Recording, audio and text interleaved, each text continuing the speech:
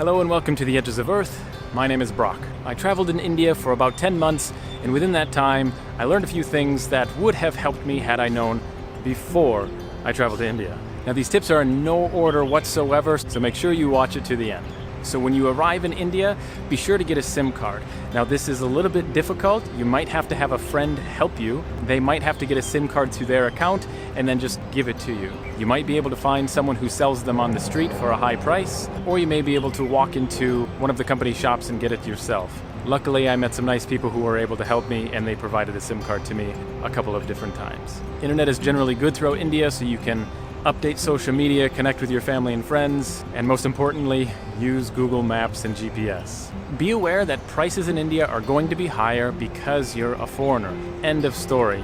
Generally, if you buy something from a store, somewhere on that item, it will have MRP, maximum retail price, meaning according to the locals, by law, they're not allowed to charge you more than that unless you're at a hotel or a restaurant. If you're not in a hotel or a restaurant, that price is the maximum price you are allowed to be charged. If they try to charge you a higher price than what is on there, you can raise a red flag and say, hey, this is the price. And technically, local people told me that you can also report them to police, and police will go, and it won't be good for the shop.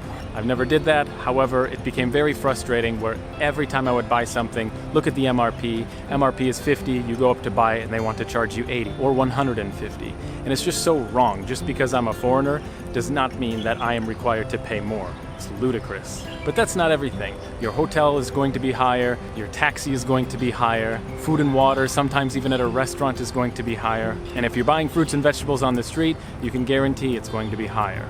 Always check with the locals before you buy something. If you're like me and you like to travel a lot and you want to stay a long time, save money by staying in hostels. Who needs a hotel when you can stay in a hostel and save a lot of money? Yeah, obviously sometimes you get stuck with people who snore really loud or smell really bad, but that's the cost of traveling the world, I suppose. Reach out to people on Couchsurfing for a better experience. Now, I've been doing this for a long time and I've met so many awesome people through Couchsurfing. A, meeting awesome people who can help show you around and have culture exchange.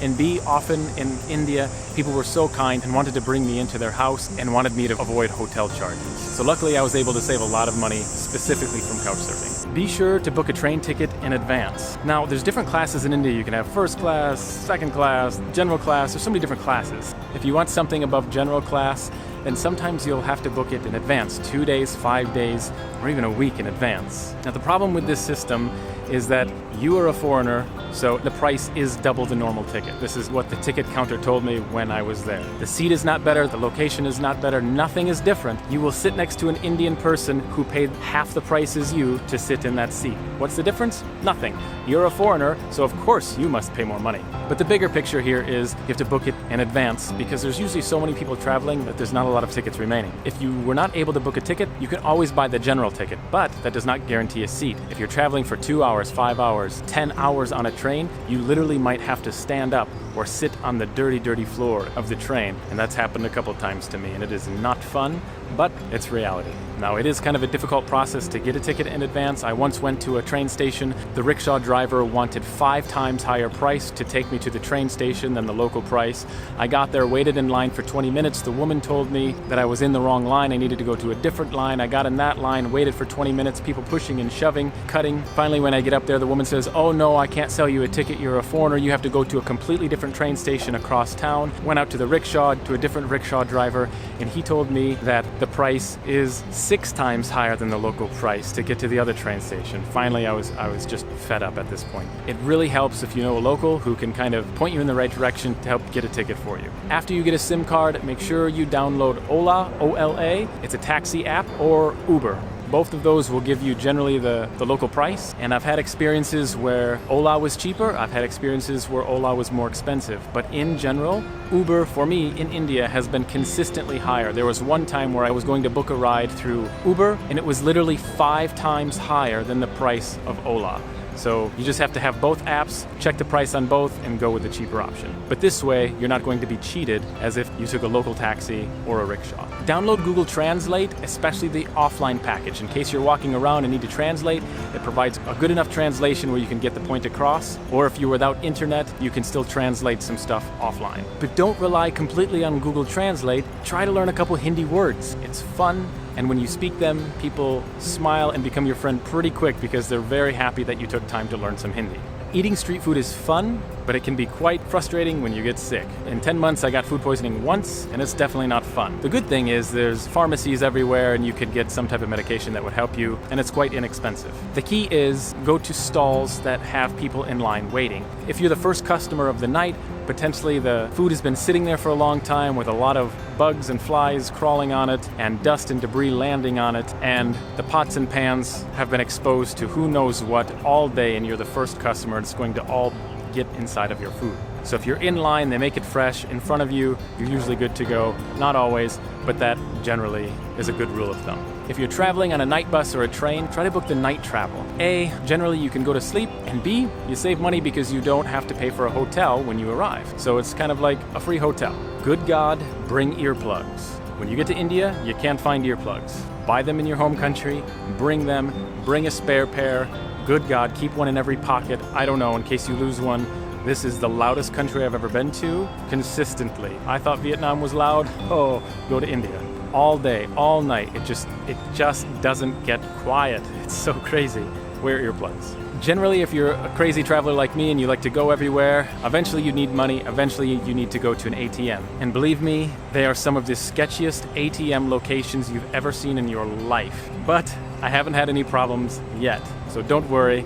I was nervous the first couple times I used them. I thought for sure my card information would be collected or something from somewhere. I don't know. I was scared. But I've used the ATM so many times in so many different places, even in small villages, and I haven't had any problems. To get some of the best hotel prices, use something called GoIbibo. G-O-I-B-I-B-O. All one word. GoIbibo. There's a couple different local apps. That was the one I used, and this generally can give you some of the best local prices. Book it in advance at a local price, and then when you arrive, they're not going to charge you additional. Versus if you walk in there, sometimes the shop owner will increase the price just because you're a foreigner. The flaw with this, however, is because you're a foreigner and you use a foreigner card, you have to re-enter your card information every time, and it does not save. At least when I used the app, that's how it worked. In addition, sometimes you'll book a hotel, you'll take a taxi, get all the way there, spend so much time searching for the hotel, you walk in and they say, "Oh, I'm sorry, you can't stay here, you're a foreigner." The app does not share with you anywhere on the page that foreigners are not allowed.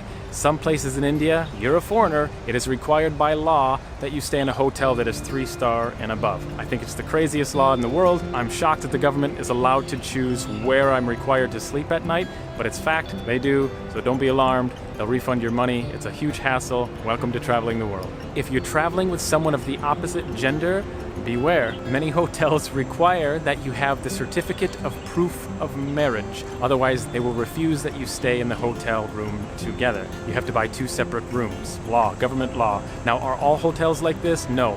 From what I've learned, this situation is dying in India, but it still exists. I traveled a bit with a local woman. We split the costs on hotels, and there's been some weird instances where we had to weasel our way into the hotel because of the crazy rules about marriage. Always buy bottled water. I know, it's a hassle, and it sometimes gets expensive long term, but believe me, you should. There's been times where you go to a restaurant, the restaurant looks nice, it looks clean, it looks like they know what they're doing. They give you water, and they say it's filtered water, and then you drink it, and instantly your stomach hurts within the first 5 minutes of drinking the water. You think, oh my God, here we go again. So sometimes they say, yes, it's okay, sir, it's filtered water, no problem. But the reality is their filters are old, the filters don't work, the filter isn't installed properly, the concentration of the bad water going in before the filter is too high, and the filter cannot handle that much bacteria or heavy metals at once, and some get through. I don't know the case, but the reality is the majority of the time the filtered water has been okay, but there has been a couple instances where my stomach said nope in the first 5 minutes. So the solution is always buy bottled water. It's more expensive, but you can thank me when you don't get sick. Now, India has probably some of my favorite food in the world. I absolutely love Indian food, but the problem is it's so spicy. You specifically have to ask for food that is not spicy. And sometimes you go to places where they have no idea how to speak English. So this was the first phrase I learned in Hindi. Just point to the menu and say, nahi tikka. This means no spicy. Nahi means no, tikka means spicy. My pronunciation is probably not the best, but they'll understand what you mean. Or the word for chili is mirch. You could also say mirch nahi. meaning no chilies. As long as you say something like that, they'll get the idea.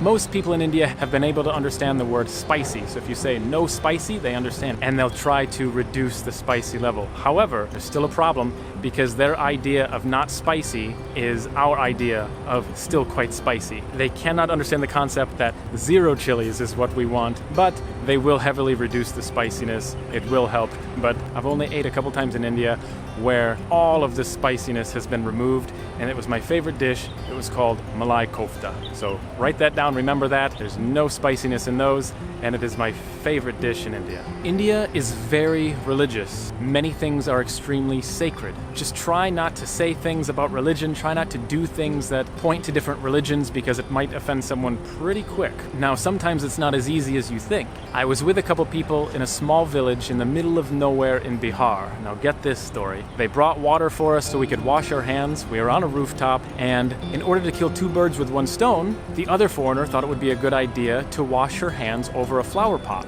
She got to wash her hands, and the flower got to drink some water at the same time. Seems harmless, seems efficient, right? Nope. The whole rooftop freaked out and really wasn't very happy with her because the flower is a god, and she made the god dirty and angry because of her dirty hand water. So you literally never know what is sacred and how you can offend someone. It's so different than what we are used to in the West. I don't have all the answers. I don't even understand it myself. Just be aware. Just constantly walk on eggshells. Remember, it is not your country. It is their country. We are there to observe, travel, and understand, not convince, change their mindset, and do things to offend them. Be prepared to take more selfies you've ever taken in your entire life combined. I've actually watched foreigners travel around with a t-shirt that says, "No selfies," with a red circle and a line through it, because they were just so fed up with how many selfies people wanted from them. Oh my God. Go away. I don't understand it. It's a national sport to take selfies with foreigners. It eventually gets really tiring, really frustrating. Sometimes it's difficult to go from point A to point B without 100 people stopping you and wanting a selfie from you. At first it's friendly and kind and it's fun, but believe me, when 25 people every day do it, it really gets tiring. So that's a thing. Beware. I honestly don't know what to say. Indian culture, eye contact means a lot. If you are walking and you happen to make eye contact with someone, in a weird way that sometimes initiates the opportunity for them to start talking to you or to take a selfie with you. So there's days where I make eye contact because I'm bored and it's fun to talk to people, and there's days where I looked at my feet the whole time as I walked from point A to point B to try to avoid contact. So just be aware. That was my solution. Stare at the ground and walk. I don't know. I love Indian people. They're so kind, so friendly, so fun, but sometimes the selfie thing just got too much. Travel light. It's cheaper. Travel like me and wear like the same 5 shirts in every video, like for real. If you look at my Instagram, you'll notice that I never change my clothes. It's kind of weird, but I travel lighter than most people. This includes like soap and stuff like that. Don't bring it from your home country. The moment you arrive, you can buy it everywhere. It's going to be cheaper, and they sell it in small quantities, so you don't have to carry a big bottle of anything. They have pretty much everything you need in this country. If you're here for a long time and you plan on shipping something, my God, beware. I shipped 3 different things in India. 2 things were supposed to arrive between 3 and 6 days. It took over 40 days and endless phone calls with the shipping company to locate my packages. Finally, when it would get to the local area that it was supposed to arrive in, somehow it would ship back to where it came from. It shipped back and forth 2 different times before finally it arrived at the location I was staying. That scenario happened twice, over 40 days for both items. It was crazy. And the other item, my mother shipped me credit cards and a cell phone from the United States to my address in India. Never made it. It was obviously stolen, and there's nothing we could do about it. Everything was lost. I had to reissue new cards again, and the $700 phone, gone. So just beware with the Indian shipping system. It is possible that I got super unlucky all 3 times, or it could just be that the system is chronically broken. No idea. When you're going to buy something and you need to wait in line, be aware there is no such thing as a line in India. There's a funnel system. Basically, you just push your way to the counter, and it doesn't matter if a man, woman, or child is in front of you, you push them out of the way and you become the first person. That is how it goes. So beware. It is probably the most frustrating thing you've ever experienced in your life, where constantly people push you from behind, cut right in front of you, jab you with their elbow, and make sure that they get in front of you. This has happened in every line, in every location, in every village, every city, every town in India. This is consistent, that it is so frustrating, it is so impolite, but in their culture, it's just the normal thing. It's not impolite to do those things, it's just that is what you do. And so they don't see it as rude or impolite like we would in the West. Just be prepared, it will happen. Now I know I didn't mention everything in the video. I'm sure there's more things. If you've been to India before, please, if I missed something, comment below and help everybody out. And if you're watching this video a long time after it's made and there's something new that you want to add, please add that as well. With that being said, I will let you go. If you're able to help the channel out in any way, check the description below. Thank you all for watching, and remember, your time is running out. Start living. Take care.